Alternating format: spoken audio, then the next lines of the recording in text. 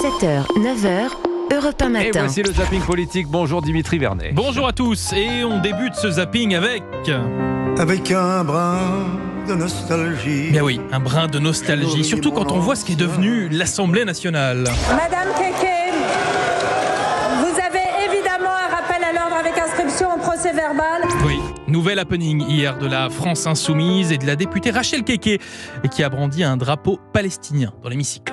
Là, je suis habillé aujourd'hui à la couleur du drapeau de la Palestine. À la couleur, oui, bon, super, on est à la cour de récré, entre les fautes de français et de mathématiques.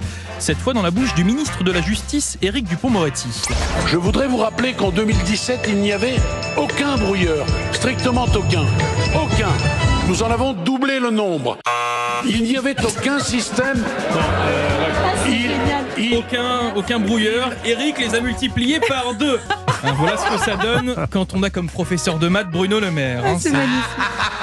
Est-ce qu'on peut me laisser parler, m'exprimer ? Ça suffit.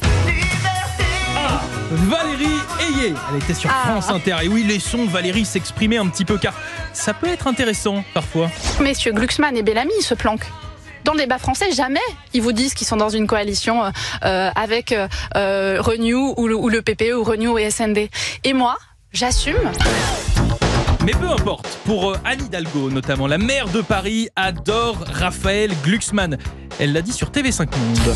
On a un très bon candidat et ça faisait vraiment longtemps qu'on avait envie, après la présidentielle, parce que ça a été très très dur, de retrouver un espace politique.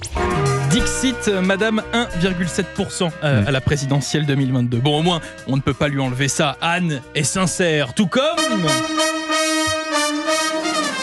notre cher Jean Lassalle. Bien oui. Et il l'a bien montré.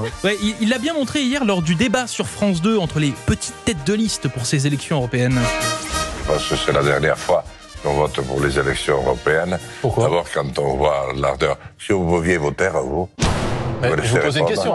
Non, mais je réponds, monsieur. Pas besoin de vous. Donc, Pourquoi ce seraient les dernières élections européennes ? mais vous allez me laisser parler, oui. Jean est entier. Et il ne sait pas mentir en plus de ça. Vous avez choisi une photo de campagne. Oui. La voici. Je sais pas si c'est moi qui l'ai choisi. C'est votre équipe qui nous a envoyé cette photo.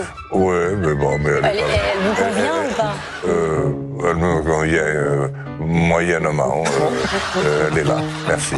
Non, le mensonge, ce n'est pas son truc. Enfin, pardon, si, peut-être.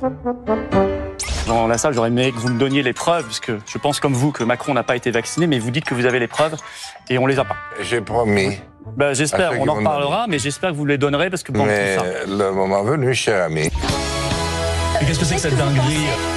Le moment venu. Oui, je crois que le moment est venu de terminer cette chronique. À demain. Gaspard, vous aviez une idée pourquoi le jour le plus long a été beaucoup regardé sur France 3 mardi ? C'est la nostalgie, c'est une époque où on pouvait rouler pleine balle en 4x4 sur la plage. Évidemment.